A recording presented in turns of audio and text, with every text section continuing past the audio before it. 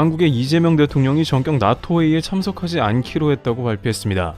앞서 대통령실은 나토에 참석할 가능성도 열려있다고 밝힌 바 있습니다만 막상 나토 참석 날짜가 가까워지면서 정반대 선택을 한 셈인데요. 우선 이러한 결정을 내리자 일본 등 극우 언론에서는 한반도가 인도태평양 집단 자위에서 빠진다고 한다며 한국은 동북아의 안보를 위해 나토에 참석해야 한다는 주장을 했고 이재명 대통령을 비판한 모습이었습니다.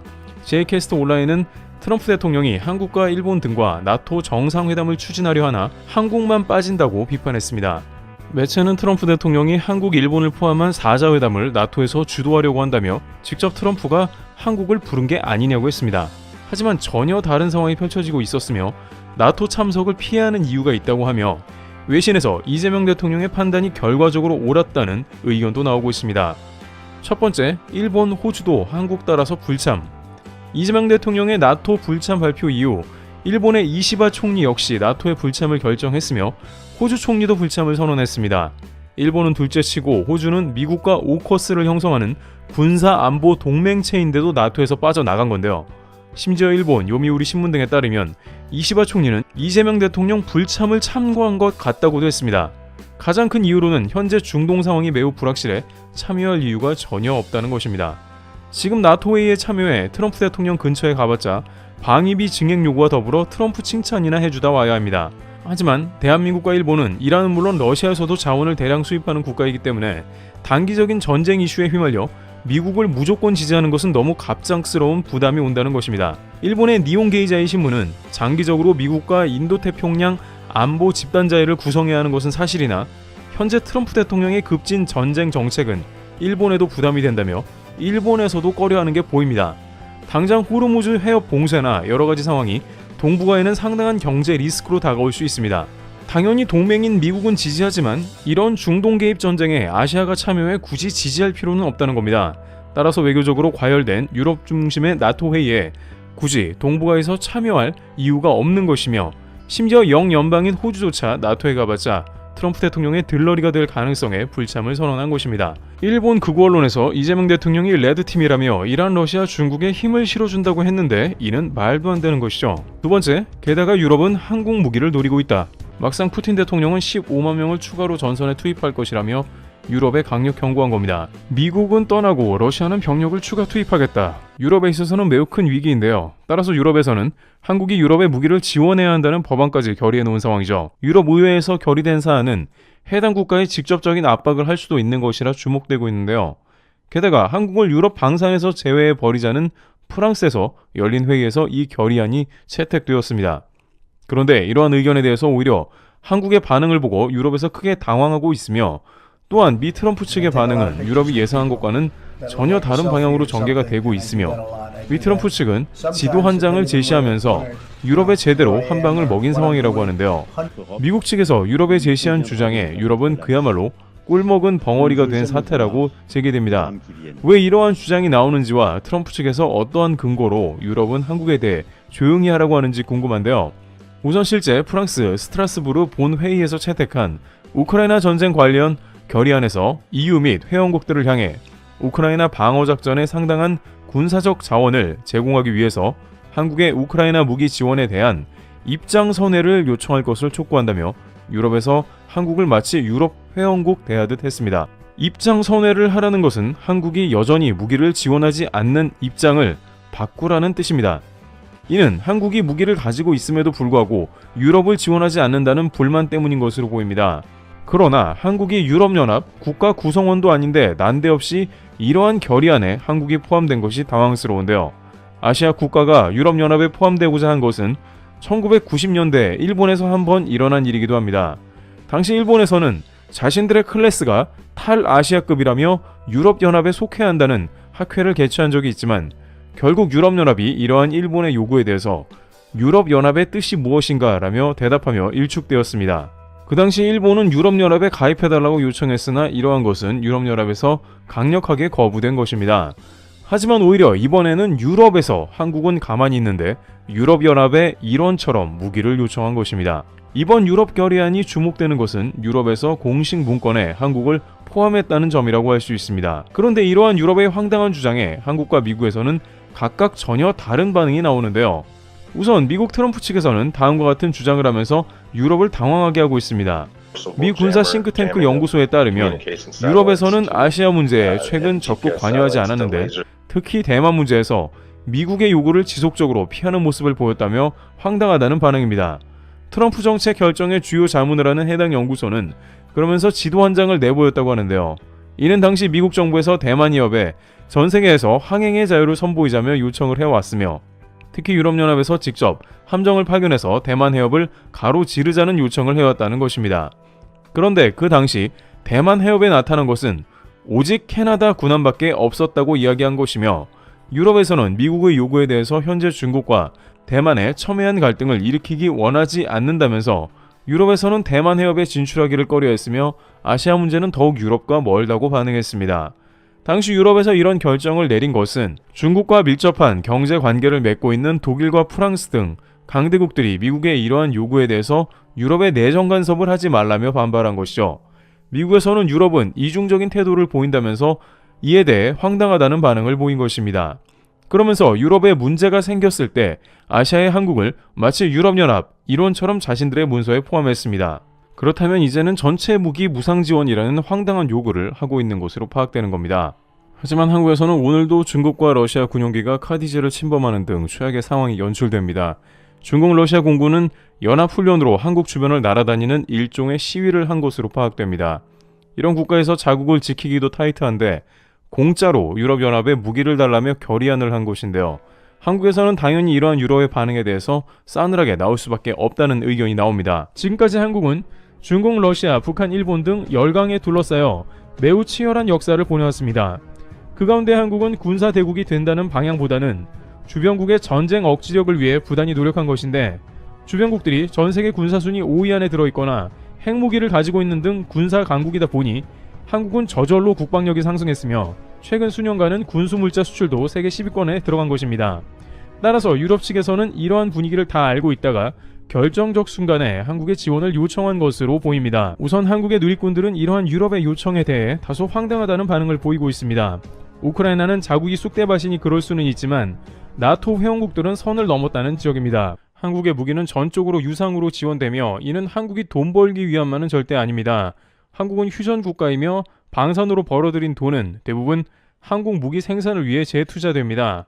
한국은 잠수함, 스텔스 전투기, 항모 등 앞으로 첩첩산중 해결해야 할 과제도 많이 있기에 다른 나라와는 달리 천문학적 금액을 방산에 사용하는 시점에 결단하라는 건 넌센스입니다. 그럼에도 불구하고 이 모든 것을 깨고 우크라이나에 무기를 지원한다면 한국은 앞으로 최악의 지정학적 위치에서 러시아와 중국, 북한 등 더욱 거칠어진 상대의 도발과 위협을 지속적으로 감내해야 하는 것입니다. 게다가 러시아가 영토 분쟁을 겪고 있는 일본에 하는 것을 보면 이들이 매우 행동을 앞세움을 알 수 있습니다.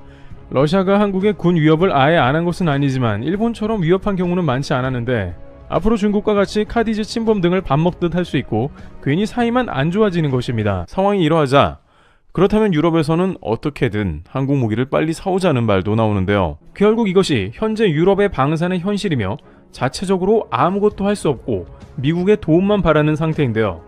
그러다 보니 일각에서는 차라리 방어보다 러시아를 광범위하게 공격하는 게 러시아 공격을 멈칫하게 하는 것이라면서 공격 무기를 수급받기 위해서 가능한 국가를 물색하는 것이 좋다는 의견이 나오고 있습니다. 그 와중에 단연 많이 언급되는 것은 대한민국으로 한국의 방산이 도입되길 희망하는 것으로 보입니다. 실제 나토에서는 한국이 이번 러시아와의 갈등 직후에 살상 무기를 우크라이나에 보낼 수 있다는 발언이 나오자 쌍수를 들고 환영하며 한국의 무기가 어떤 형태라도 무슨 무기라도 도입되길 바란다는 의견을 제기했습니다. 그러나 이러한 발언이 나오자 한국에서는 다소 싸늘한 의견이 등장하고 있는데요.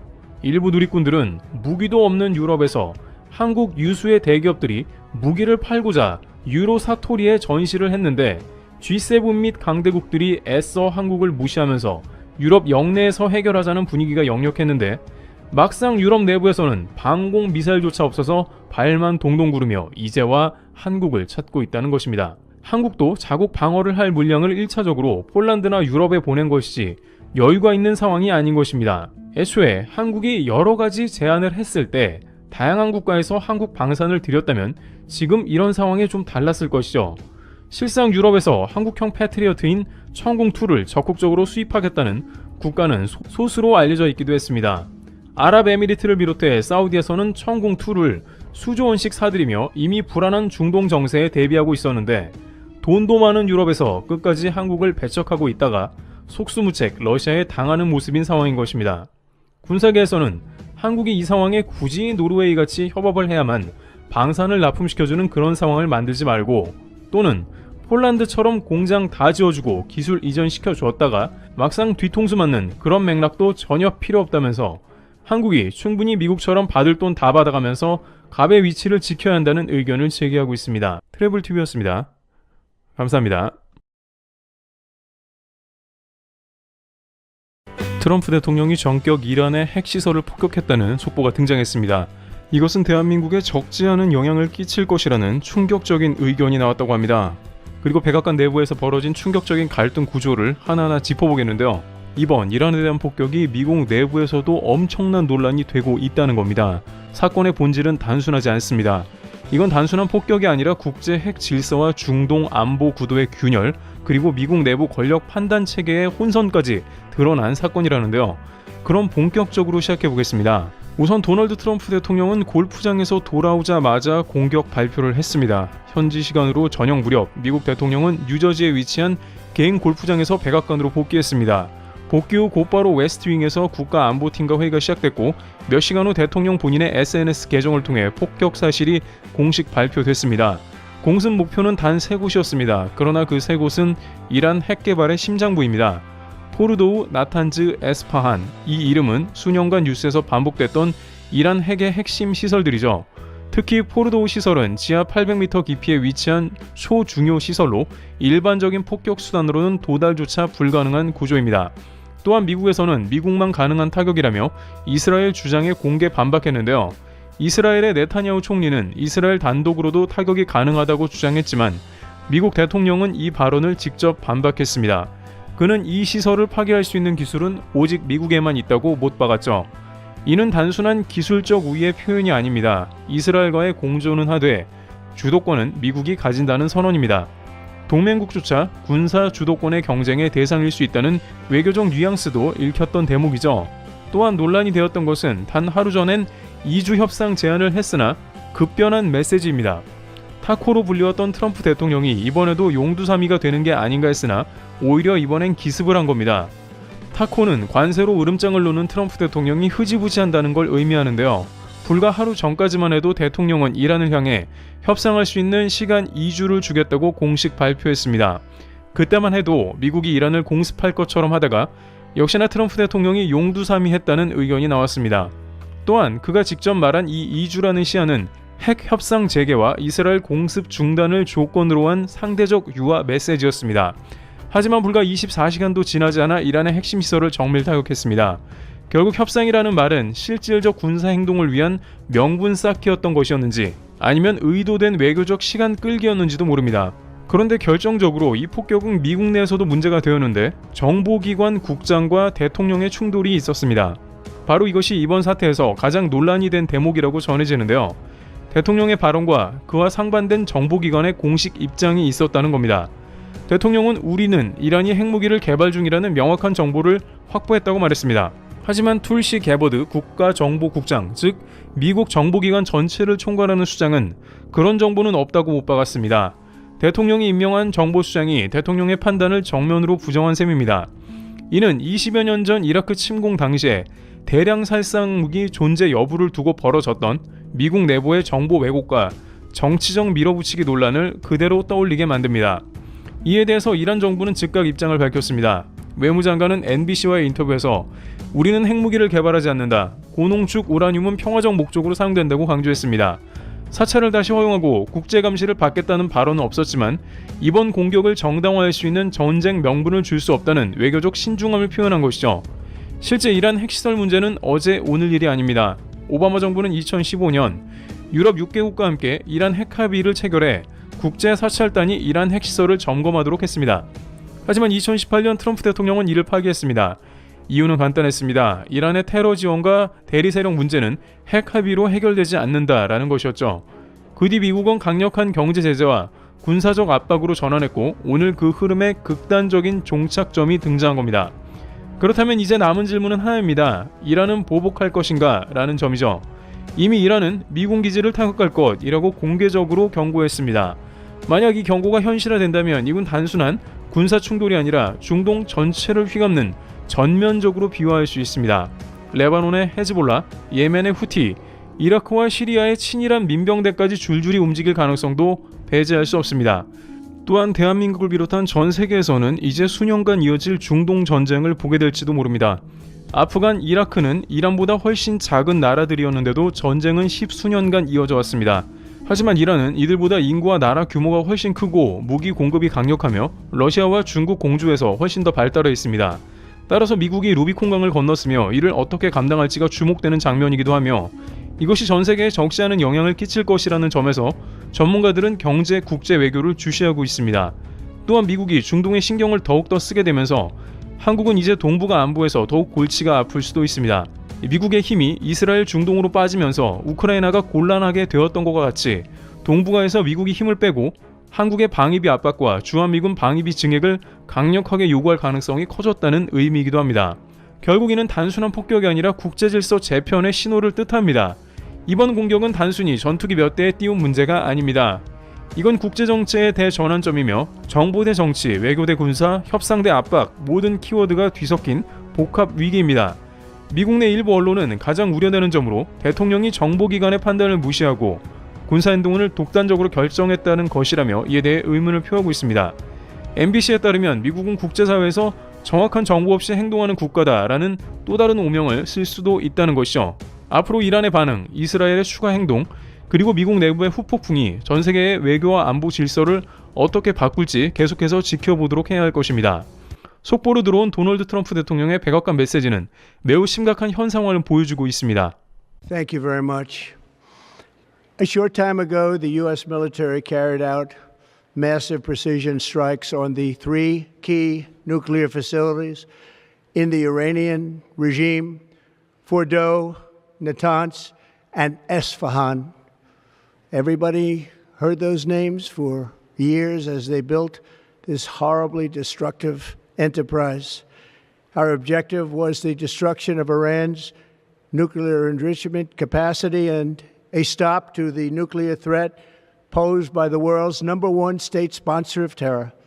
Tonight I can report to the world that the strikes were a spectacular military success. Iran's key nuclear enrichment facilities have been completely and totally obliterated. Iran, the bully of the Middle East, must now make peace. If they do not, future attacks will be far greater and a lot easier. For 40 years, Iran has been saying death to America, death to Israel.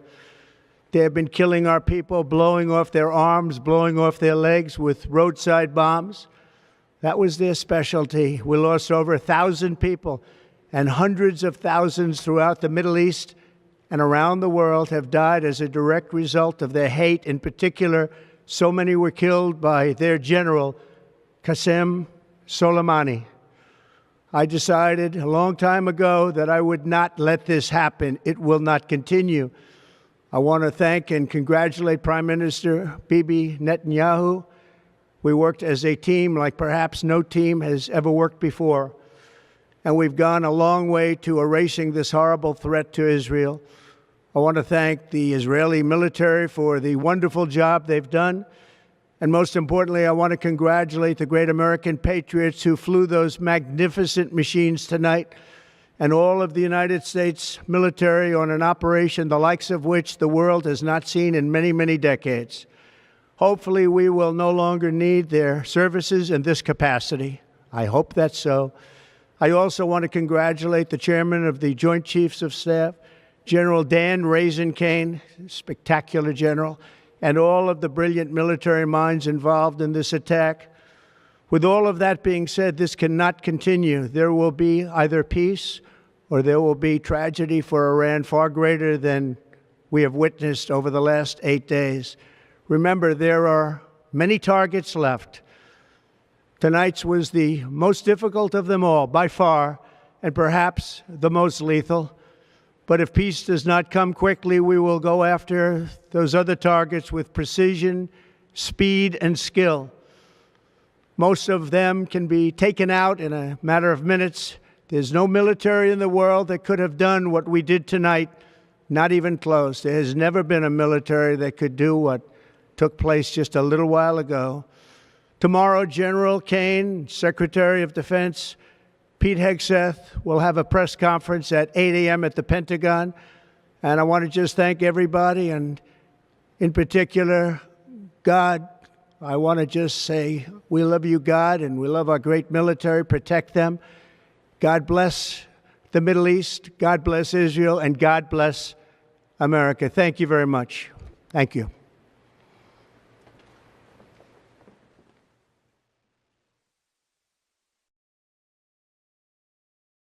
미국이 이란의 지하 핵시설을 타격하기 위해 벙커버스터 폭탄 GBU-572를 검토하는 가운데 대한민국 역시 이러한 지하 관통 능력을 갖춘 탄도미사일 현무5를 전력화한 것으로 알려졌는데요.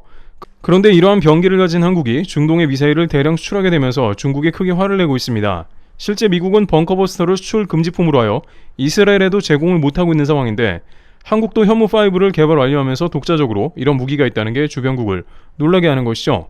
실제 수도권에서 평양 영변 강선 등 북한의 핵심 시설은 물론이고 더 넓은 영역도 타격이 가능합니다. 이러한 것을 판단한 다양한 국가에서 한국의 미사일의 우수성을 인정하고 수입을 진행하려고 하는 겁니다. 생각보다 빠르게 중동 지역을 비롯한 세계 각지에서 한국의 미사일을 구매하겠다고 나선 것입니다.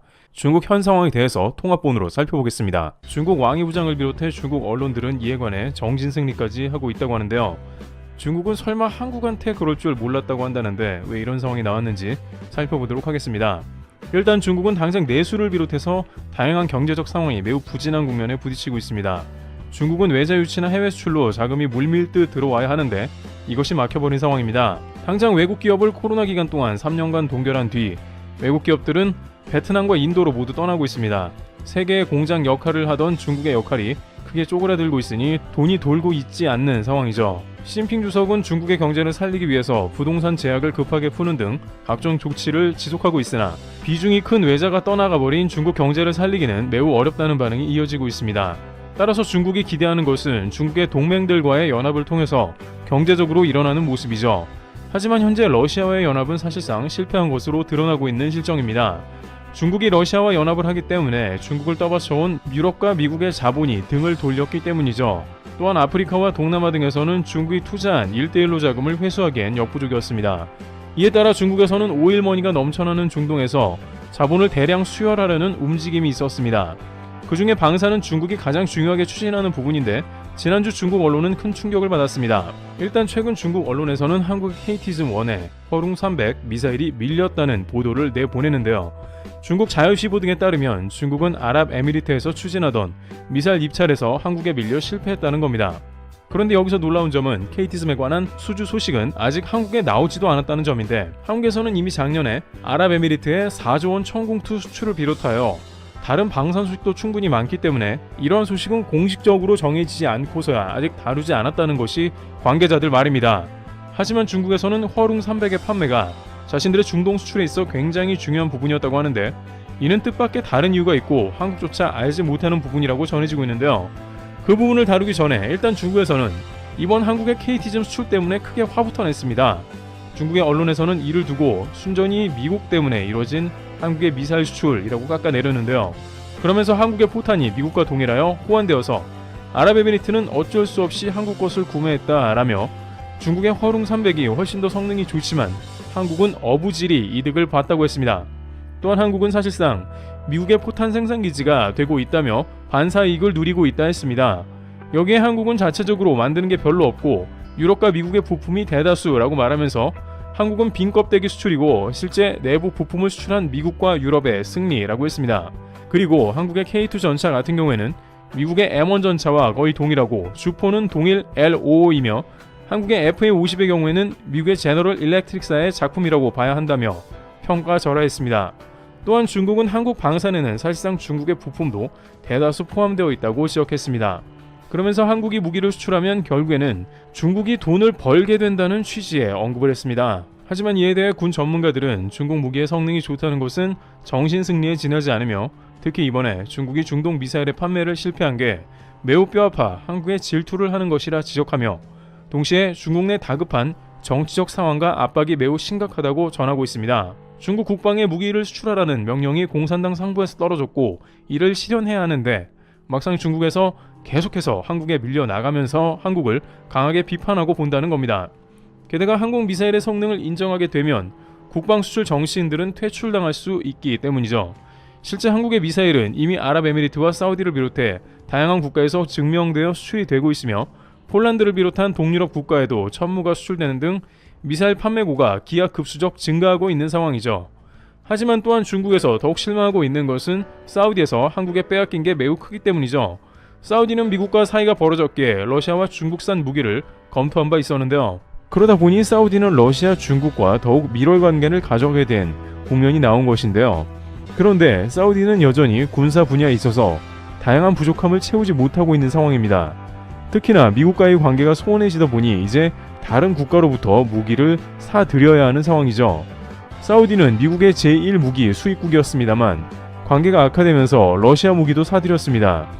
러시아의 대공 방어 체계인 S-400 등을 도입하면서 미국의 극렬한 반대에 부딪히기도 했는데요. 사우디는 미국의 패트리어트를 쓰면서도 러시아의 S-400을 동시에 사용하니 미국이 펄쩍 뛴 것입니다. 그러나 이제는 더욱더 미국 외의 다른 국가들의 방산을 다변화해야 하는 시기로 들어가고 있습니다. 그 중에 가장 유력한 후보는 역시나 중국으로 알려져 있는 것이 당연한 맥락이기도 하죠. 특히 사우디는 이란의 호르무즈 해협의 위협으로 해양 군사 분야의 강화가 필요한 시점이었습니다. 앞서 미국과 페트로달러 협정을 맺은 것 자체가 호르무즈 해협의 유조선 통과 문제가 컸습니다. 자꾸 이란이 문제를 일으키니 미군이 아예 쿠웨이트나 사우디에 주둔하며 이를 커버해온 게 사실입니다. 그러나 이제 미국과의 관계가 약해지고 있으며 사우디는 제 살길을 찾아 나선 상황이므로 미국을 제외한 최대한의 모든 국가의 방산을 되는 대로 사들인다는 방침을 보이고 있습니다. 그런 식으로 서서히 국방 분야에서 미국을 탈피할 가능성을 엿보고 있는 상황입니다. 사우디는 작년 빈살만 왕세자가 일본에 2박 3일 방문하기로 해놓고 한국만 다녀간 바 있습니다. 일본 입장에서는 엄청난 굴욕이었는데 사우디는 일본이 미국 말만 듣는 것을 탐탁치 않아 했던 것이죠. 많은 관계자들도 사우디가 미국의 영향력 아래에 있는 각종 군사연합에는 합류하기 어렵다고 전망하는데요. 그러다 보니 사우디는 이제 중국까지 고려하면서 방산을 사들이는 방법을 고려하고 있습니다. 빈살만 왕세자는 강력한 왕권 통치를 선보이기 위해 앞으로 더욱 국방을 강화할 것이기 때문이기도 하죠. 또한 그러한 맥락에서 최근 사우디가 고려하는 것은 바로 해군 전력 강화라고 할 수 있습니다. 그런데 여기서 사우디는 해군 전력 강화를 위해 유럽과 러시아, 중국 등을 리스트업했습니다. 특히 호르무즈를 통과하기 위해서는 함정은 물론 잠수함까지 마련한다는 방침을 보이고 있습니다. 유럽은 프랑스, 독일, 스웨덴 등 기존의 잠수함 업체들이 사우디와 물밑 접촉 중으로 알려졌으며 중국도 그 대상으로 중국은 전 세계에서 가장 많은 함정을 보유하고 잠수함도 많기 때문이죠. 또한 중국의 조선소에서는 함정을 비롯해서 각종 선박을 빠른 시간 안에 만들어낸다는 장점이 있습니다. 시진핑 주석과 밀월이 깊어가는 사우디에서는 중국 잠수함 역시 고려하고 있다고 전해집니다. 특히 사우디가 미국과 멀어지면서 러시아와 중국의 군수물자를 사들이게 되는 건 신경 쓰지 않을 수 없습니다. 그런데 막상 사우디의 최근 결정은 한국의 공격형 능력이 탑재된 수리온으로 결정된 것으로 보입니다. 일단 중국에서는 황당한 게 사우디에서 별다른 통보 없이 한국의 헬기를 구매하려는 겁니다. 그런데 중국은 전혀 뜻밖의 이유로 한국의 헬기를 구매하는 것에 대해서 질색하고 있다는 것인데요. 중국은 한반도 상황에 헬기가 활성화되는 것을 절대 원하지 않는다는 소식이 들려옵니다. 그들이 왜 그러한 것인지 우선 다음 내용을 살펴보면 중국의 속내를 알 수 있다는데요. 사우디는 일단 UAE에서 한국의 헬기를 40여 대가량 구매한다는 것을 주목했으며 사우디는 한국의 수출형 개량 수리온을 무려 100여 대 구매한다는 검토에 들어갔다는 것입니다. 이들 국가는 애초에 미국 블랙호크 등의 장비를 고려했으나 여러 가지 사안이 맞지가 않았으며 특히 사우디의 경우에 최근에 미국산 장비를 구매하는 것은 더욱 어려운 일일 수 있습니다. 게다가 한국은 특유의 방산 패키지가 적용되어 구매 이후 다양한 서비스가 제공된다는 점이 있습니다. 한국 방산은 교육, 훈련, 정비가 포함되며 약간의 기술 이전까지 포함된 패키지를 제공하고 있습니다. 미국은 까다로운 조건을 내세우고 비용도 비싸지만 한국은 이런 게 없으니 가성비 훌륭하다는 겁니다. 그런데 중국에서는 이러한 맥락을 아주 꺼리고 있으며 매우 곤란해하는 상황이 등장하고 있습니다. 일단 중국이 한국 헬기를 꺼리는 것은 이로 인해 한국의 대전차 전력이 강화되는 것을 우려하고 있습니다. 한국의 무장 헬기가 한국의 대전차 전력으로 강화되면 중국은 매우 부담스러워집니다. 유사시 북한을 지원하는 맥락에서 중국은 한국의 수리온 무장 헬기를 상대해야 하는 것이며 한국이 수출하면서 공격형 헬기가 계속해서 업그레이드 된다는 것은 좋지 않습니다. 이 분야에서 계속 방산 수출이 일어난다면 거의 모두 재투자되기 때문에 한국형 공격 헬기는 전세계 점유율이 올라가면서 주변국의 강력한 방어막이 되는 것입니다. 한국의 전차 병력은 전세계 최고인데 여기에서 대전차 공격 헬기까지 탑재하면 어떻게 되냐는 겁니다. 그것도 사우디의 한국 방산 점유율이 갈수록 올라가는 것도 그다지 탐탁지 않은 것입니다. 중국과 반대되는 한국의 방산이 많아지는 건 레드팀 입장에서 더욱 파이가 줄어드는 것이죠. 안 그래도 한국은 블랙호크도 보유하는데 여기에 한 가지의 대전차 전력이 더 제공되는 셈입니다. 또한 사우디가 계속해서 한국의 방산을 찾는 것은 결국 중국을 등한시한다는 뜻이기도 합니다. 결국에는 중국은 중동 지방에 공을 들이고 있지만 사우디는 방산만큼은 한국을 택하고 있는 것이며 특히 유사시 한반도를 전개하는 데 있어서 걸림돌이 추가되는 국면이 매우 거슬려하고 있습니다. 사우디는 철저하게 자신의 이익만을 추구하며 중국의 속을 타들어가게 하고 있는 국면입니다. TV였습니다. 감사합니다. 2017년 중국에서 한알용을 선포하면서 한국 화장품은 필요 없다. 중국 화장품이 최고라고 했습니다. 중국 화장품은 한국 화장품을 카피했고 그걸 유통시켜 한국 화장품을 내쫓아버렸던 겁니다. 실제 당시 중국 시장에 많은 의지를 하고 있던 아모레퍼시픽을 비롯한 한국 회사들의 타격이 있었는데요. 하지만 코로나 이후 K-뷰티 한국 화장품은 중국을 제외하고 전 세계로 팔려나가기 시작했습니다. 틱톡, 슈츠 등 쇼폼을 타고 K-뷰티의 인기가 전 세계를 휘어잡아 현재 미국, 유럽에서도 폭풍 질주 중이죠. 올해는 심지어 유럽, 미국은 물론 러시아까지 한국의 화장품의 인기세가 두드러진 것입니다. 반면 중국산 화장품은 중국에서나 소비가 될 뿐 전 세계 시장에는 명함조차 내밀지 못하는 상황이죠. 수많은 외국 관광객들은 인천공항에 내려 곧바로 올리브영 셔틀버스를 타고 화장품을 쇼핑하러 올 정도입니다. 그런데 이러한 탈중국을 실행한 모범 국가가 미국에서조차 바람직한 모습으로 이야기되고 있는데요. 도널드 트럼프 행정부는 궁극적으로 중국을 탈피하고자 하는 기조로 중국의 가장 강한 관세 정책을 실행했는데 강대국들은 이러한 한국의 모습을 보면서 적지 않게 놀라고 있으며 한국의 탈중국을 벤치마킹하려고 합니다. 최근 독일과 프랑스는 연달아서 중국을 벗어나면서 심지어 한국과 손을 잡으려는 시도를 하고 있습니다. 실제 불과 지난 한 달 만에 한국을 따라하거나 한국을 쫓아가는 강대국의 탈중국 모습이 나왔는데요. 일단 프랑스는 중국의 수십조 원 에어버스 여객기를 팔아먹은 상태였으나 뒤통수를 치고 결국 HD 한국조선해양에 초대형 컨테이너선 12척을 발주하기로 하는 모습을 보이며 중국을 놀라게 했는데요. 그런지 얼마 되지도 않아서 독일도 자국의 함부르크항에서 물건을 실어 나를 선박을 중국과 컨테이너선 계약을 검토하다가 한화오션으로 그 방향을 급격하게 틀어버렸다는 소식이 나왔습니다. 특히 도널드 트럼프 대통령이 한국에 조선업을 띄워준 직후에 이런 움직임은 가속화되었는데요. 또한 파나마 역시 중국계 홍콩 회사인 파나마 운항권을 포기하면서 중국의 1대1로에서 빠지기로 했습니다. 트럼프는 파나마를 다시 미국이 가져가겠다고 선언했고 중국이 당장 사라져야 한다고 으름장을 놨습니다. 미국이 파나마를 독립시켰고 동시에 협력하기로 했는데 중국과 손을 잡으니 이를 트럼프가 곧바로 손댄 것입니다. 파나마 운하를 운영하면서 각종 선박 정보를 고스란히 가져가고 돈을 챙기며 1대1로를 확장하던 중국은 놀랐습니다. 1대1로는 시진핑 주석의 핵심 외교 정책이기도 하며 남미에 위치한 파나마를 통해 중국 영향력을 넓히려 했죠. 당황한 중국 외교부에서는 즉각 미국이 전세계 공정한 질서를 해친다며 반박 성명을 발표할 정도였습니다. 巴拿马运河是巴拿马人民的伟大创造，也是促进全球各国互联互通的黄金水道。中方历来支持巴拿马人民维护运河主权的正义斗争。 하지만 파나마는 전격 중국의 1대1로 탈퇴를 발표했고 탈중국을 선언해 중국을 발칵 뒤집어 놓은 것이죠. 현재 전세계 중국 경제 전문가들은 유례없는 탈중국 행렬에 대해서 크게 놀라고 있는 모습입니다. 그런데 이 원인에 대해서 바로 한국을 짚었고 중국 당국은 초비상 사태가 걸린 모습입니다.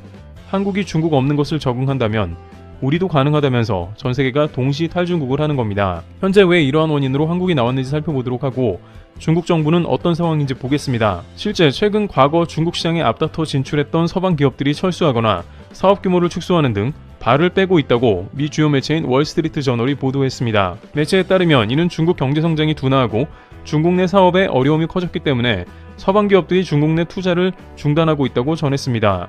해당 매체에 따르면 수많은 글로벌 기업들이 중국을 투자 대상 지역에서 우선순위를 낮추는가 하면 경제 성장 둔화와 수입 감소를 이유로 중국 내에서 사업을 축소하거나 통합하고 있다는 겁니다. 실제 상하이 소재 미국 상공회의소가 300억의 회원사를 상대로 한 연례 여론조사를 발표한 결과 향후 5년간 중국 사업을 낙관적으로 본다는 응답자 비중은 전년도 조사와 비교하면 5%포인트 낮은 47%로 나타났습니다. 이것은 1999년 조사가 시작된 이래 가장 낮은 수치라고 AP와 로이터 통신은 정했습니다. 2023년도에 영업 흑자를 냈다는 미국 기업들의 비율도 66%에 불과해 역대 최저를 기록한 반면에 지난해 중국에 대한 투자를 줄인 기업은 25%로 가장 많았고 미 상공회의소는 미국 기업들이 미중 간 지정학적 긴장관계와 중국의 경제성장 둔화 등으로 중국 시장에서 경영에 큰 어려움을 겪고 있다고 지적했습니다. 이후 상공회의소도 전날 발표한 보고서에서 유럽 기업들이 높은 시장 진입 장벽과 경제 성장세 둔화 등으로 인해 투자 지속 여부를 고민하고 있다며 일부 기업은 변곡점에 이르렀다고 지적했습니다. 월스트리트 저널은 중국에서 발을 빼는 주요 글로벌 기업들의 사례도 조사한 모습인데요. 미국 최대 소매 유통업체 월마트는 지난달 8년 동안 보유했던 중국의 오랜 합작 파트너인 JD.com 지분을 36억 달러 약 4조 8천억 원에 매각했고 미국 정보기술 기업 IBM도 중국 내 연구개발 R&D 연구소를 폐쇄하고 1,000명 이상을 해고했습니다. 자동차 제조사들도 중국 업체가 5분의 3을 차지하고 있는 중국 내수시장에서 고전하면서 사업 규모를 축소하고 있습니다. 일본 혼다는 최근 중국 내 3개 공장의 생산을 중단했고 자발적 퇴직을 통해 인력을 감축했습니다. 혼다의 중국 내 판매량은 올해 2분기의 전년 동기 대비 32% 감소한 20만 9천여 대에 불과했습니다. 한국 현대차도 중국 사업 재조정에 나서 베이징 1-3공장, 창저우 공장, 충칭 공장 가운데 베이징 1공장을 2021년 매각한 데 이어 올해 초 충칭 공장까지 처분한 사실이 확인되었습니다. 현대차는 중국 사업을 줄이는 대신 인도에서의 사업을 확장하고 있다고 월스트리트 저널은 전했습니다. 그런데 이렇게 해외 기업들이 떠나는 이유 중 하나는 바로 한국 기업이 떠나고 적응하고 있다는 사실입니다. 전 세계 많은 기업들이 이제 중국을 떠나서도 괜찮은 게 한국을 통해서 재조명되고 있는 셈인데 한국의 주요 기업들은 하나둘씩 중국에서 철수 중이며 그럼에도 불구하고 큰 문제가 없다는 사실이었습니다. 중국 대신 미국, 유럽 등 활로를 넓히고 있는 삼성전자, 핸드폰, 자동차 등이 그런 예를 보여주고 있습니다. 과거 한국은 중국에 크게 의지했지만 이를 벗어나도 문제가 없는 대표적인 케이스가 된 것입니다. 그러다 보니 다른 나라에서는 이제 중국을 본격적으로 떠나는 데 있어서 한국의 예를 참고하며 자신감을 얻습니다. 시장 다양화를 통해서 다른 나라에 진출하는 것이고 이는 문제가 없다는 이야기를 하고 있습니다. 이런 상황이 나오자 중국 정부는 당황하는데요. 과거 다국적 기업들은 저렴하고 풍부한 노동력과 넓은 소비시장을 겨냥해 13업 중국 시장에 앞다퉈 진출했고 외국 기업들은 초창기에는 우수한 기술력으로 중국 시장에서 성과를 내기도 했습니다만 지금은 경기 둔화로 소비가 위축된 중국 시장에서 가격 경쟁력과 개선된 기술력을 앞세운 중국 내 업체들과의 치열한 경쟁을 펼쳐야 하는 처지가 됐습니다. 여기에 중국 정부의 압박과 여러가지 개정된 법안 등이 중국을 떠나는 이유로 지목되고 있는 것입니다. 상황이 이러하자 중국에서는 한국이 중국을 떠나게 된 배경을 파악하고 한국 기업을 붙잡는 데 큰 노력을 더하고 있는 상황입니다. 외신에 따르면 한국에서는 불과 10년 전만 해도 중국의 경제가 한국과 같은 외국 자본에 의해 상당히 버텼다는 게 증명되었기 때문인데요. 중국에서는 시진핑 체제 이후에 중앙정부에 충성을 다하기 위해서 지방에서 실적 올리기에 혈안이 되었습니다. 중국의 경제 성장률을 올리기 위해 중국의 지방 곳곳에 건설과 인프라 사업을 벌리는 모습이 목격되었는데, 이렇게 사업을 많이 벌여놓으면 중국 내 실업률도 줄어들고 GDP가 올라가니 뭔가 잘 되는 그림처럼 보입니다. 하지만 중국 전역의 이러한 무리한 인프라 사업은 결국 중국 전체를 부동산 빚덩이로 만들어 버렸습니다. 실제 중국의 대형 부동산 개발 업체인 에버그란데가 부채 문제로 큰 어려움을 겪었는데, 에버그란데는 많은 돈을 빌려서 부동산 개발을 진행했지만 그 부채를 갚지 못하면서 큰 문제가 발생했으며, 이 부채에 대한 보증을 중국 지방은행이 섰기 때문에 중국 지방정부에서 벌어진 대표적인 부채 리스크를 보여줍니다. 이런 사태로 인해서 중국은 돈맥경화에 걸리면서 현재 부동산 거품이 터지게 된 원인이기도 합니다. 그런데 미 매체 블룸버그에 따르면 그럼에도 불구하고 중국이 버틸 수 있었던 것은 바로 외국 자본의 힘입니다. 한국의 거대 기업들이 중국 지방도시에 자리 잡고, 또한 한국 관광객들이 방문해주면서 중국의 곳곳에 경제가 활성화되면서 농민공들을 비롯한 실업 문제를 해결하고 지방 GDP가 올라갈 수 있었던 것이죠. 하지만 이제 한국 기업들이 철수함과 동시에 위와 같은 원인들로 인해서 더 이상 한국인들이 방문하지 않자 중국에서는 한국의 발목을 잡으면서 제발 중국에 방문해달라는 요청이 끊이지 않고 있는 것입니다. 중국에서는 한국의 대기업과 이어 관련한 비즈니스 여행객들, 한국에서 오는 순수 여행객들이 매우 절실한 상황이라면서 한국 관광객 모시기와 한국 기업 모시기를 대대적으로 추진할 것 같다는 움직임이 보이고 있습니다. 따라서 대한민국 국민들은 2025년 말까지 중국을 무비자로 여행할 수 있게 된 셈인데요. 한국에 일방 무비자 조건을 주었다는 것으로 한국 정부의 상호비자를 오픈하라고 요구하지도 않았습니다. 보통 중국은 항상 상호비자 오픈을 요구해왔지만 이번에는 갑작스럽게 이런 발표를 진행한 것입니다. 일각에서는 중국에서 한국에 대해 파격적인 대우를 해줬다는 해석이 따라오고 있는 모습입니다. 그런데 여기서 한국에서 뜻밖의 반응이 나오면서 중국 현지를 크게 당황하게 하고 있다고 전해집니다. 중국에서는 비자만 오픈하면 될 줄 알았는데 한국에서 전혀 다른 의견을 들고 나온 겁니다. 하지만 중국이 아무리 무비자를 했다고 하더라도 방문객이 늘지는 의문을 표하고 있는데요. 코로나 이후 중국은 길게 국가를 폐쇄한 데다가 국가의 반간첩법이 작동하는 것으로 알려졌고, 실제 중국 창신 반도체에 일하고 있었던 한국인 근로자가 9개월 넘게 구금당하고 있음이 전해졌습니다. 소식통은 삼성전자에서 일하던 근로자가 중국의 창신 반도체로 직장을 옮겼다가 근무 중 체포된 것이죠. 중국의 반간첩법은 귀에 걸면 귀걸이, 코에 걸면 코걸이식의 법안이라 한국인들의 안전이 우려됩니다. 따라서 한국인들은 이러한 상황에 무슨 중국에 방문하겠냐며 중국 여행객은 아직 시기상조라는 반응을 보이고 있습니다. 물론 다른 일각에서는 중국이 이렇게 본토 비자도 오픈했는데 설마 관광객을 잡아들이겠냐며 걱정 말라고도 합니다. 중국이 당장 경제 살리기에 바빠서 외국인에 오픈했는데 관광객 체포 소식이 들리면 아무도 안 갈 것이라면서 적어도 2025년 12월 31일까지 무비자일 때는 안전하며 별다른 문제가 없을 것이라는 전망을 내놓기도 합니다. 어쨌든 확실한 것은 중국 당국이 그간 여러 가지로 해외로부터 신뢰를 잃은 것은 확실하다는 것이고, 한국의 많은 사람들이 당분간은 쉽게 중국으로 관광 발걸음을 떼기가 쉽지 않을 것이란 점입니다. 실제 경제 부분에서 많은 기업들은 중국에 더 이상 가서는 안 된다고 진단하고 있기도 한데요. 해외 기업들은 코로나 때 강제로 3년 이상을 닫아야 했고, 이러한 불확실한 정책은 해외 투자를 급감시켰습니다. 여기에 반간첩법 등 외국인에 대한 제재와 감시가 더욱 심한데 무슨 투자를 하겠냐는 의견이 나오고 있죠. 중국 상무부에서는 한국의 2023년 중국 투자액이 78% 감소했다면서 침통해하는 표정을 감추지 못합니다. 중국은 오히려 중국 배터리, 철강 회사들을 한국에 짓고 미국에 수출하려고 하지만 한국은 반대이기 때문입니다. 과연 중국 정부가 2천조 원을 쏟아붓고 경제를 살리고 한국과 같이 갈 수 있을지 귀추가 주목되고 있는 시점입니다. 현재 미국이 이란을 침공하느냐 마느냐 하면서 도널드 트럼프 대통령이 공격 시그널을 보내고 있는 가운데 오히려 중국에서는 이러한 미국의 움직임을 호재로 생각한다는 보도가 등장했습니다. 홍콩 언론 SNP에 따르면 이스라엘과 이란의 충돌에 미국이 더 깊이 얽혀들수록 중국 입장에서는 전략적으로 이득이 된다며 미국이 태평양에서 관심이 중동으로 쏠리기 때문이라고 밝혔습니다. 원래 도널드 트럼프 미국 대통령은 해외에서의 군사 개입을 자제하고 우크라이나 가자 전쟁을 조기에 종식한 뒤에 최대 전략 경쟁 상대인 중국 견제에 집중한다는 기조였지만 이제 이란 문제 때문에 그곳으로 시선이 쏠려 있으며 G7에서 조기 귀국할 정도로 중동 문제는 미국의 시선을 한동안 머무르게 할 것이라는 전망이었습니다. 그러면서 실제 미국의 다양한 매체는 중국의 움직임을 지켜봐야 한다는 의견이 나오고 있는데요.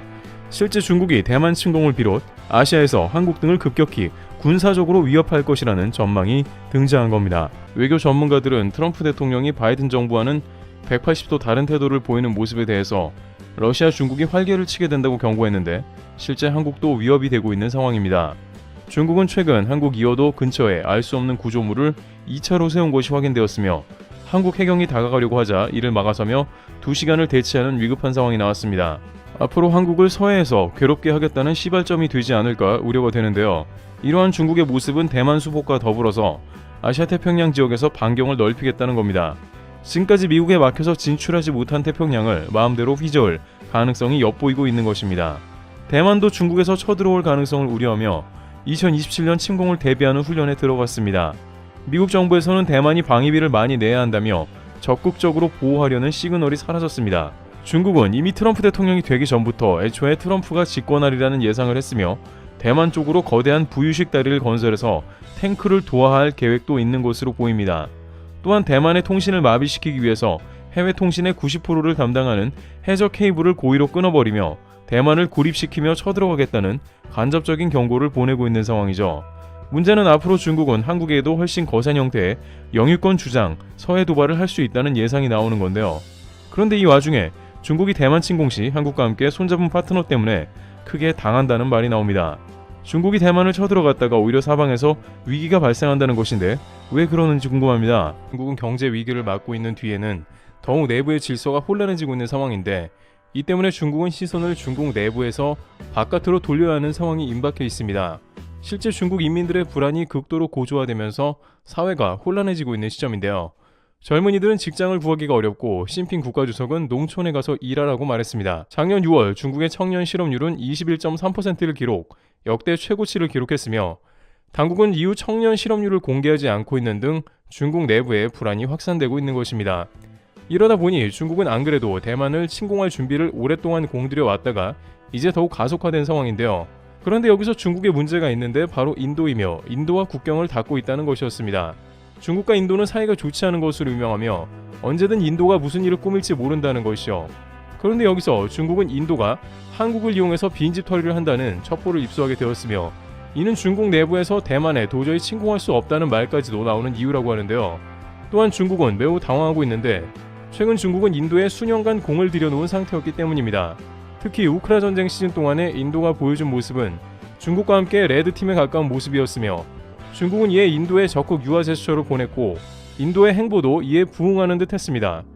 그런데 왜 갑자기 한국을 통해서 중국의 빈집털이를 한다는 말까지 나오게 되었는지와 최근 인도의 행보는 무엇이며 왜 중국은 인도를 믿었다가 이런 사태가 나왔는지 궁금한데요. 우선 인도의 경우에는 최근 민주진영임에도 불구하고 각종 도발 행동으로 구설수에 오르고 있습니다.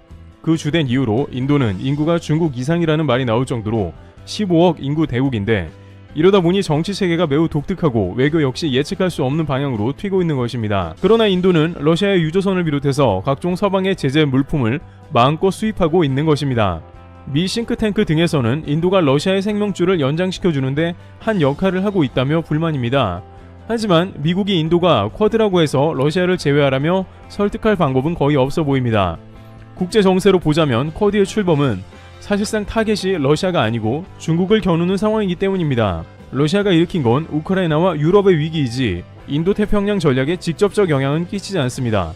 물론 이것이 트리거가 되어서 중국이 태평양 패권을 장악하려고 대만부터 침공할 가능성도 제기됩니다만 중요한 것은 인도는 쿼드의 목적인 중국 견제를 이전보다 훨씬 강화하고 있다는 점인 것입니다. 인도 국방부는 자국 군대의 80% 이상을 러시아산 무기로 채워 넣으며 중국을 타겟으로 움직여왔습니다. S-400 등 러시아의 지대공 미사일을 구매할 때는 미국이 패트리어트를 구매하라며 반대했습니다만 인도는 공급이 느리고 가격이 비싸다며 러시아산 지대공 무기를 도입하며 현재도 중국 국경에 배치 중이죠. 일면 뭐로 가도 서울만 가면 된다는 식으로 미국도 어쨌든 최종 목적은 중국이기 때문에 그 과정은 골치가 아프지만 그냥 참고 있는 것이며 인도는 마이웨이, 미국에 방해하지 말라는 것입니다. 방산품마저 러시아산을 잔뜩 구매했는데 원유나 천연가스를 구매하는 것은 일도 아닌 것입니다. 실제 중국은 안 그래도 사방이 적인데 인도까지 중국군을 타겟으로 삼고 움직이다 보니 전선이 한 개가 더 생긴 셈이기 때문에 인도와는 최대한 평화롭게 지낼 제스처를 보내고 있습니다. 둘이 한 목소리를 내면 28억이 한 목소리를 내는 것이고 파급력이 클 것이라고 주장했습니다.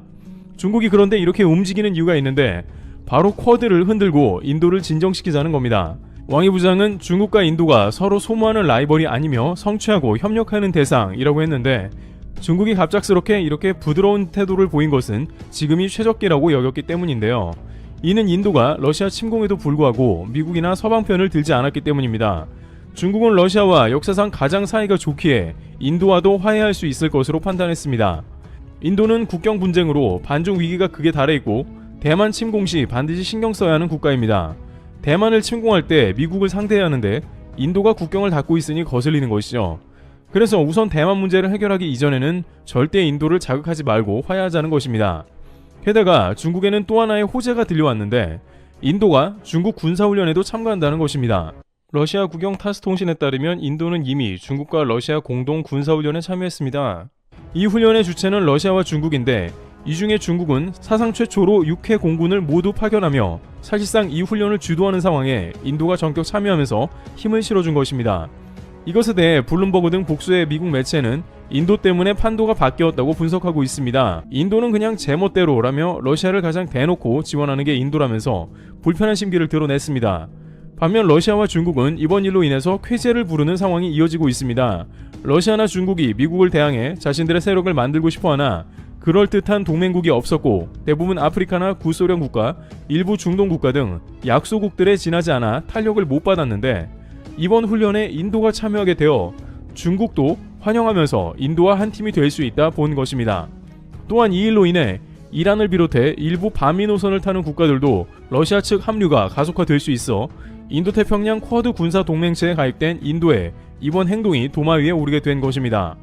중국은 즉각 이 일에 대해 박수를 보내면서 인도 때문에 안심할 수 있게 되었다고 하는데 일부 채널에서는 중국과 한 배를 탔는데 적어도 군사적으로 무슨 문제가 있겠냐는 것입니다.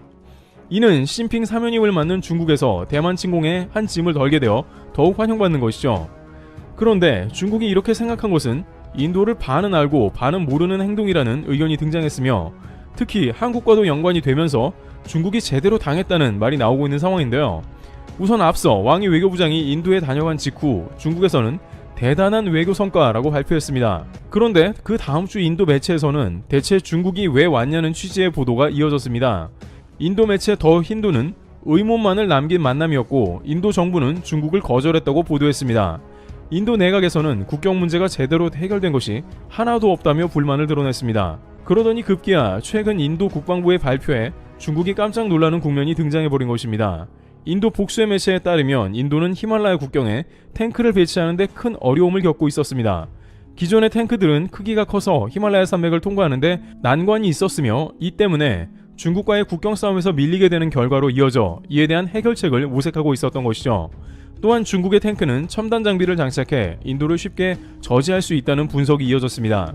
중국 GTQ-15는 경전차로 쉽게 산을 통과했고 인도군 위치를 이재명 대통령이 캐나다 G7에 방문했고 첫날 일정을 시작하게 되었습니다. 그런데 이번 G7은 현재 국제 정세 상황상 매우 복잡한 양상을 띄었다고 하는데요. 특히 G7을 주도하는 미국의 트럼프 대통령이 먼저 떠나가면서 한국과 관련한 다양한 반응이 나오고 있으며 전혀 예상 밖의 일본 반응도 있었다고 하는데요. 몇몇 외신에서는 차라리 이번 G7에서는 트럼프 대통령을 차라리 만나지 않는 것이 훨씬 나았다라고 이야기될 정도인데 이게 무슨 이야기인지 궁금한데요. 우선 첫 번째, 트럼프 대통령이 먼저 떠났습니다. 트럼프 대통령은 갑자기 G7 첫날 스케줄을 소화한 다음에 다음날 곧바로 미국으로 먼저 조기 귀국을 해버렸습니다. 트럼프 대통령은 지금까지 여러가지 돌발 행동을 보여왔으나 이번은 특히 이스라엘과 이란 문제가 겹쳐서 그런지 곧바로 미국으로 돌아갔으며 안보회의를 참석했다고 나왔습니다. 하지만 이에 대해서 일본 일부 언론에서는 한국의 이재명 대통령이 트럼프 대통령과 정상회담을 하지 못했다며 이것을 약간 조롱하는 투의 말투도 보도도 나왔는데요. 일본에서는 트럼프 대통령과 이재명 대통령의 정상회담이 G7에서 처음 성사되는 듯 했으나 결국 패싱당했다 이런 표현도 나왔습니다. 일본 몇몇 극우 언론들은 한국의 이재명 대통령 취임 뒤에 트럼프 대통령한테 전화도 안 왔다고 또 조롱한 바 있었는데요. 그것과 똑같은 장면이 또 연출되고 있는 겁니다. 그러면서 한국은 미국에 제대로 대접을 받지 못하고 있는 게 아닌가 이런 취지의 발언도 나왔는데요. 일본 자민당 중심의 여론에서는 일본은 첫날에 이시바 총리와 트럼프 대통령이 회담을 가졌고 반면 한국은 그러지 못했다는 것에 초점을 맞췄습니다. 하지만 도널드 트럼프 대통령 측에 따르면 그가 워싱턴으로 돌아가는 이유는 이스라엘과 이란의 휴전과는 전혀 관계가 없으며 그것보다 훨씬 더 큰 건 much bigger than that이 있다며 고이든 아니든 마크롱 대통령의 발언은 틀렸다라면서 마크롱 대통령의 발언을 저격했습니다. 마크롱 대통령은 이스라엘과 이란의 휴전을 돕기 위해서 트럼프 대통령이 미국에 급히 돌아갔다고 했는데 사실은 이보다 훨씬 큰 일이 벌어질 것이라는 것이죠. 일각에서는 이스라엘과 이란의 전쟁이 훨씬 더 격화될 가능성이 있고 미국에서 이란의 핵무장, 핵농축 시설을 때리기 위해서 벙커버스터를 가동할 그런 준비가 되어 있다는 말도 했습니다.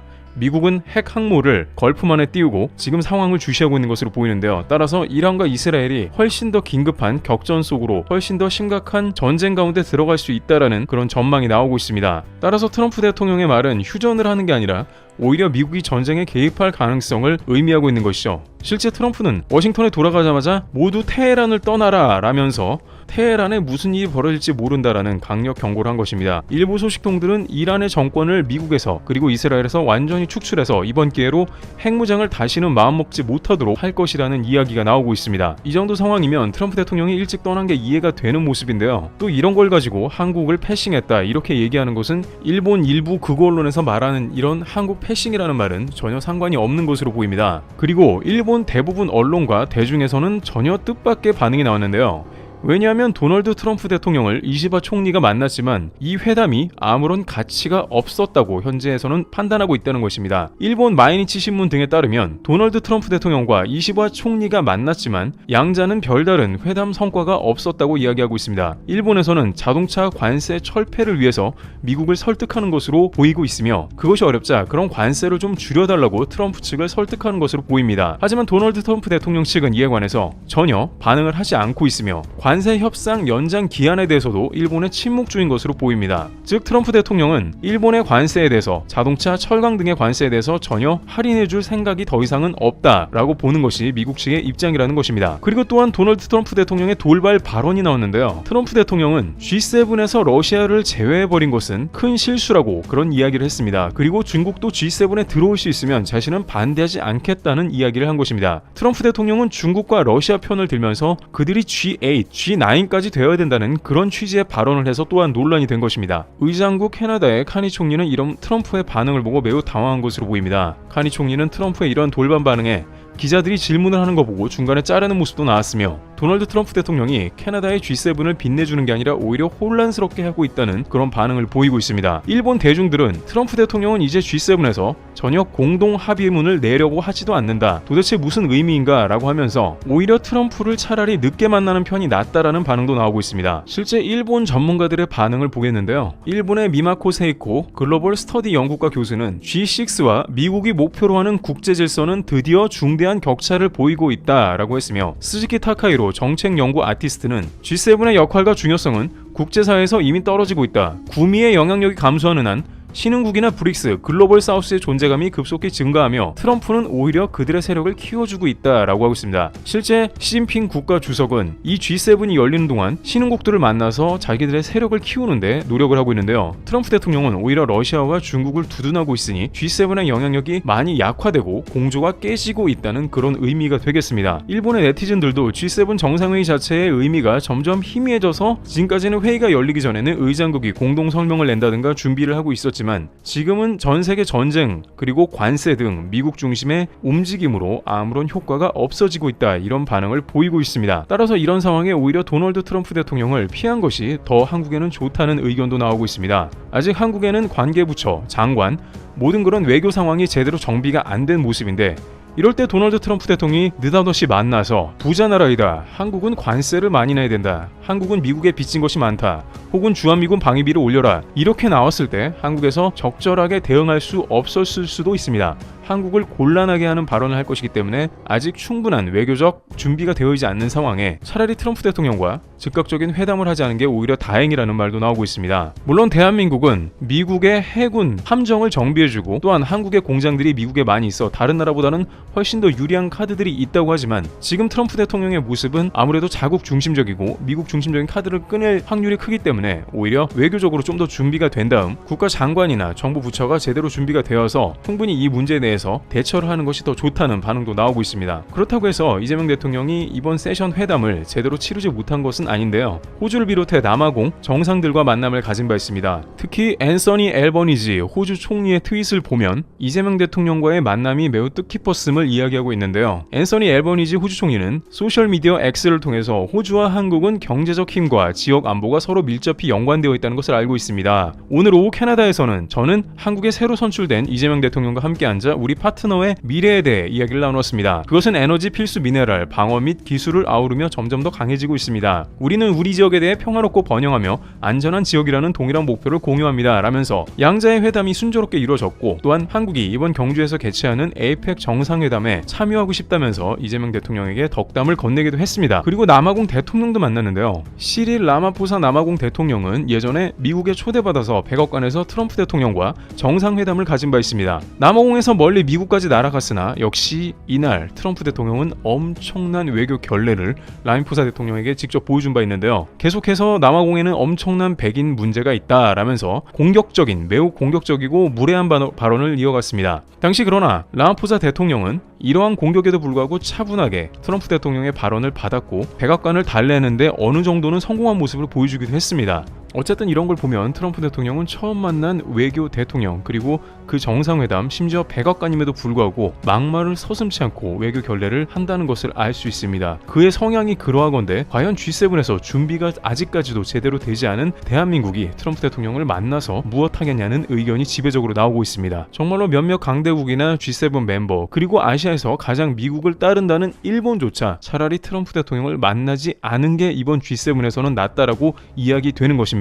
하지만 이번 G7에서 이재명 대통령을 만난 라마포사 대통령은 양자 간의 충분한 존중을 보여주면서 시작했습니다. 이재명 대통령이 고 넬슨 만델라 전 남아공 대통령에 대한 존경의 뜻을 밝히고 라마포사 대통령에게 우리는 둘 다 큰 어려움을 겪었지만 이를 이겨내고 지금의 성취를 이뤘다며 공감대를 확인했으며 라마포사 대통령은 한국과 남아공은 민주주의를 공유하는 소중한 파트너라며 앞으로 양국이 정치, 경제 등 다양한 분야에서 협력을 더욱 강화해 나가자라고 말했습니다. 그러면서 라마포사 대통령은 G20 정상회의가 올해 11월 아프리카에서 최초로 남아공에서 열리는 것에 대해서 한국이 꼭 참여해줬으면 좋겠다며 이 대통령을 초대하기도 했습니다. 이런 것을 보면 전반적으로 G7에서 1박 3일 매우 짧은 일정이지만 그래도 확대 회담을 통해서 할 이야기는 하면서 전반적으로 무난하게 세션을 진행해 나갔다고 할 수가 있습니다. 또한 이재명 대통령은 내일 오후에는 일본 이시바 총리와 확대 회담을 갖습니다. 한일 정상회담이 이재명 대통령 취임 후 아주 빠르게 열린 셈인데요. 예전 아베 총리나 기시다 총리와 같은 경우에 한일 정상회담이 이루어지는데 상당한 시간이 걸렸는데 오히려 이시바 총리는 이재명 대통령 취임 후에 한글 트윗으로 축하한다고 직접 이야기하는 등 한일 간의 여러 가지 사안을 최대한 부드럽고 실용적으로 풀어나가는데 양자가 동의하는 것으로 보입니다. 또한 G7 정상회의 참석 중인 이재명 대통령이 김혜경 여사와 함께 다니엘 스미스 캐나다 엘버타 주수상이 주재하는 G7 환영 리셉션에도 참석했습니다. 대통령실에 따르면 이 대통령 내외가 참석해 정상 캐나다 내각 인사 등과 친교의 시간을 가졌고 특히 김 여사가 연노랑 치마와 녹색 저고리 한복을 입어 참석자들의 사진 촬영 요구가 많았다고 했습니다. 이 대통령 내외는 또 메리 사이언 캐나다 총독이 주재한 환영 만찬에도 참석했습니다. 전반적으로 캐나다에서도 한국을 환영해주는 모양새였고 이번 G7 외교 무대가 트럼프 대통령의 돌발 행동 또한 이스라엘과 이란 문제의 심각성만 뺀다면 전반적으로 무난한 대비였다고 생각이 되고 있습니다. 또한 호주나 남아공 이러한 국가들이 한국의 방사를 비롯해서 한국의 기술력 등 한국이 반드시 필요한 국가로 여기고 있기 때문에 대한민국과 좋은 협상 그리고 좋은 만남을 가지려는 국가들이 많이 있음을 확인한 시간이었다고 할 수 있습니다. 여전히 일본 일부 언론에서는 이재명 대통령이 패싱당했다, 트럼프가 한국을 무시하고 갔다 이런 식의 반응이 나오고 있습니다만 G7의 전반적인 분위기를 해석해보면 그것과 상당히 거리가 먼 것을 알 수 있었습니다. 애초에 이재명 대통령은 이번 G7에서 목표를 그렇게 높게 잡고 있지는 않았습니다. 실용적인 외교를 바탕으로 한 이재명 정부는 미국에 다른 나라보다 더 관세를 많이 맞는 것 이것을 피해야 한다. 이것이 최소 목표였기 때문에 앞으로 트럼프 대통령과 회담을 하더라도 관세를 다른 나라만큼 비슷한 수준에 맞추는데 최고의 목표를 둘 것으로 확인되고 있습니다. 이렇게 정신없는 때 오히려 트럼프가 격화되어 있을 때 회담을 갖는 것은 대한민국을 벼르고 있는 트럼프 대통령에게 좋은 타이밍은 아니기 때문에 오히려 차라리 안 만나는 게 잘 됐다는 의견이 계속해서 나오는 이유이기도 합니다. 과연 앞으로 미국과 정상회담, 나토 회의에서 가질지 아니면 그 이유가 될지 귀추가 주목되고 있습니다. 트리블TV였습니다. 감사합니다. 현재 이재명 대통령이 출국하면서 대한민국은 옵저버 자격으로 G7 정상회의에 초청받아 참여하게 된 상황입니다. 또한 트럼프 대통령과 확대 회담을 조율 중으로 대한민국은 다시 한번 국가의 위상을 확인하게 되는 자리가 되었는데요. 그런데 트럼프 대통령은 G7 정상회의를 앞두고 한국 관련하여 유럽에 경고 메시지를 보내며 긴장감을 더하고 있습니다. 미국 측에서는 한국에 요청할 것이 많기 때문이라는데 왜 이런 상황이 등장하고 있는지 의문을 자아내고 있는데요. 그러면서 원래 대한민국 정도는 유럽에 들어갔다면 2위 정도의 국가가 될 것이며 2050년경에는 1위가 가능하다며 단지 유럽연합에서 아무것도 하지 않고 미국에 의지하며 자신들의 안보를 게을리했다는 말이 나온 것입니다. 그 와중에 젤렌스키 대통령은 서방의 힘을 과대평가했고 미국과 영국이 자신들을 곧바로 막아줄 줄 알았으며 유럽의 나토가 곧바로 우크라이나에 참전할 것이라 여겼는데 결과는 현재와 같이 처참하다는 것입니다. 사실상 러시아의 의도대로 우크라이나는 어쩔 수 없이 휴전하게 되는 상태가 될 것이라고 추측하고 있습니다. 하지만 문제는 그 이후에 유럽은 망하게 된다면서 그 이유로 한국을 제시하고 있다는 것인데요. 일론 머스크를 비롯한 트럼프의 장관들은 한국에 강력한 면을 주시했으며 반면 유럽에게 경고해왔던 것입니다. 왜 이런 상황이 나오는지 궁금한데 실제 미국의 다양한 곳에서 이런 주장이 나오고 있습니다. 미국 전문 매체는 특이하게도 한국 때문에 유럽이 망한다는 의견을 냈다고 하는데 현재 왜 이런 사태가 지속되고 있으며 미국은 의미심장한 발언을 했는지 다시 한번 살펴보겠습니다. 최근 유럽은 독일을 위시로 한국의 방산을 경계하는 모습이 펼쳐지고 있었는데 로이터 통신을 비롯한 복수의 언론은 이제 유럽 내부에 위기감이 확산되고 있다고 전합니다. 현재 유럽 방산업체에서 나온 양심선언은 유럽 내 역내 조달과 유통을 최우선시하는 유럽 당국이 한국을 어떻게 생각했는지 그대로 보여주고 있어 앞으로 한국의 위상을 더욱 높일 걸로 보인다는데요. 우선 최근 미국에서는 유럽에 대해서 경고하는 발언을 먼저 제기한 바 있습니다. 그러더니 이번에는 유럽 내부적으로 한국에 관한 양심선언이 나오면서 충격적인 상황이 돼버린 겁니다. 미 국방부는 2020년대에 들어서 유럽이 너무 방위비 지출을 하지 않는다고 불만을 터뜨렸습니다. 트럼프 전 대통령 당시 미국의 군사 싱크탱크에서는 한국의 방위비는 GDP 2%를 아득히 뛰어넘는다며 유럽에서는 1%도 사용하지 않아 추후 전략적 위기를 불러일으킬 수 있다며 경고하기도 했습니다. 트럼프 대통령은 독일은 미국에 너무 기대고 있다며 주동 미군을 철수하겠다고 짜증도 낸 바 있습니다. 바로 이때 미 국방부 등에서 가장 칭찬한 것은 한국과 같이 국방비를 늘려야 한다고 평가한 점입니다. 그렇게 수차례 유럽을 비판하던 미국은 이제 논조조차 바뀌면서 유럽 방산을 직격했습니다. 바로 미국과 한국이 유럽의 방산을 모두 점령하는 시나리오에 가까웠고 한국 전차가 시작이라는 겁니다. 이런 발언이 나오면서 유럽의 방산업체에서는 한국 관련 양심선언에 이르게 되었다는데요. 유럽 고위급 임원이 어떤 발언을 했는지 궁금한데요. 우선 미국 언론에서는 한국 K2에 대해서 집중 조명하며 이것 때문에 유럽은 치명타를 입는다고 경고했습니다. 매체에 기고한 한국 방위산업에 의한 나토 무장은 러시아엔 끔찍한 전망이라는 제목의 글에서 이처럼 진단했습니다. 에이브럼스는 기고문에서 지난 3월 폴란드 육군이 배포한 사진은 그는 한국의 방위산업 기반은 특히 육상장비 생산은 여러 척도로 봤을 때 나토군 후원 장비를 생산하는 국가 중 가장 건실하다며 이는 서구의 전반적인 전투력에 매우 가치 있는 지점이라고 평가했습니다. 한국이 직접 우크라이나에 군수물자 지원을 하고 있지는 않지만 경쟁력 있는 한국 방위산업의 존재가 서방국의 우크라이나 전력 지원 능력을 배가시키고 있다는 설명입니다. 실제로 폴란드는 K2 전차와 K9 자주포 등 최신형 한국산 무기를 구매함으로써 기존에 보유하고 있던 러시아산 및 독일산 구형 전차를 우크라이나에 제공할 수 있었습니다. 에이브럼스는 K2 전차 주문은 서방의 우크라이나 무장 지원 능력을 늘려준 하나의 사례에 불과하다라며 더 최근 사례로는 이달 초 미국의 대규모 한국산 군수품 주문을 들 수 있을 것이라고 말했습니다.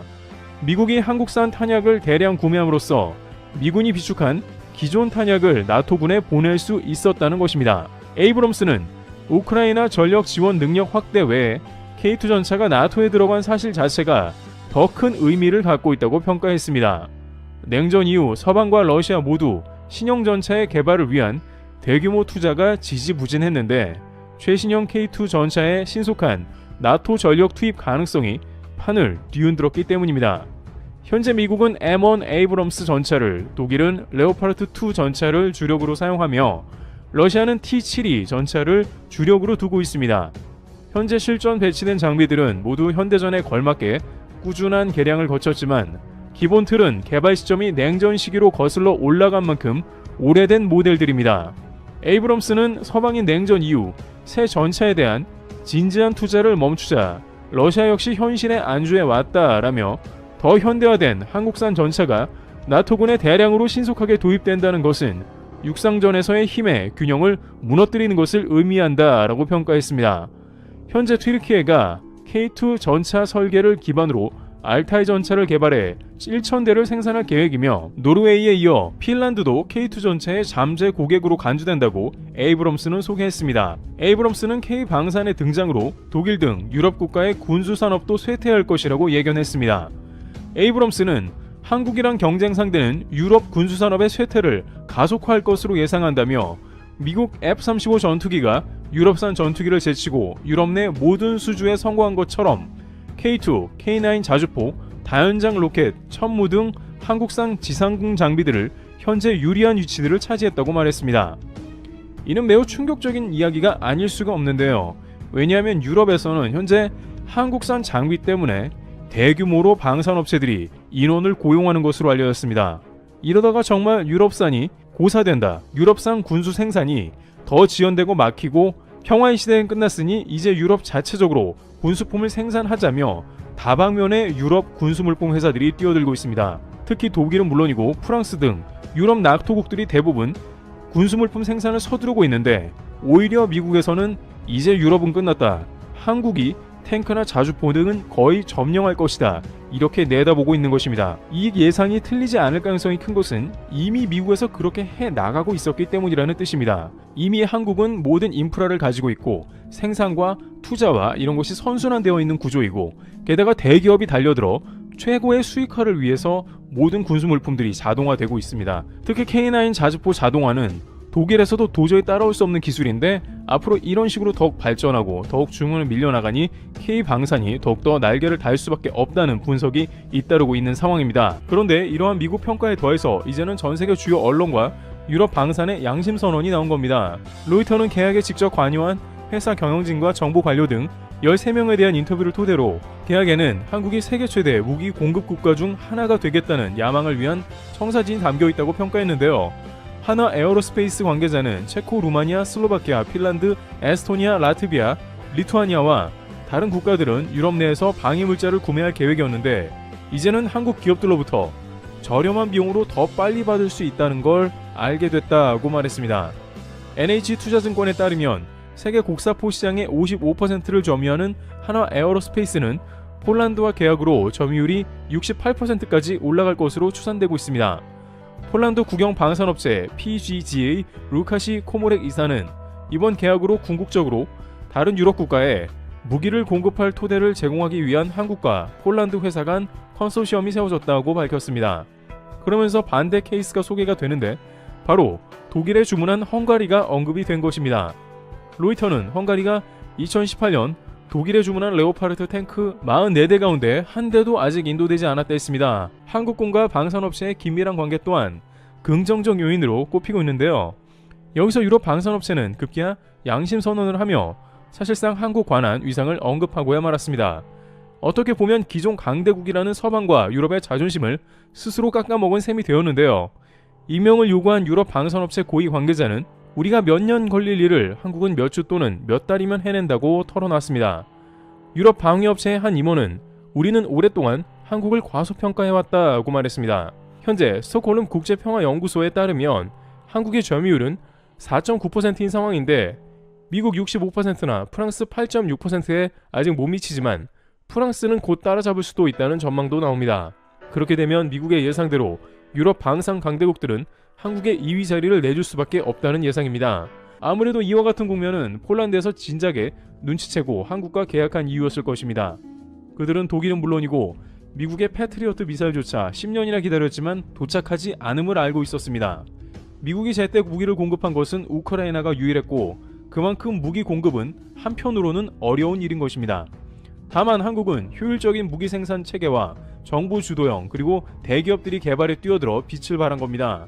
또한 방산으로 비즈니스를 전개해 국가의 국방을 다시 지켜야 하는 선순환으로 이 자리에 오게 된 겁니다. 이와 같이 유럽에서는 한국의 K2 전차를 비롯해 한국 방산의 엄청난 점유를 감당을 못하고 방산업체에서 허탈해하고 있습니다. 그만큼 한국의 방산의 위력이 갈수록 더해가고 있다는 국면입니다. 트래블TV였습니다. 감사합니다.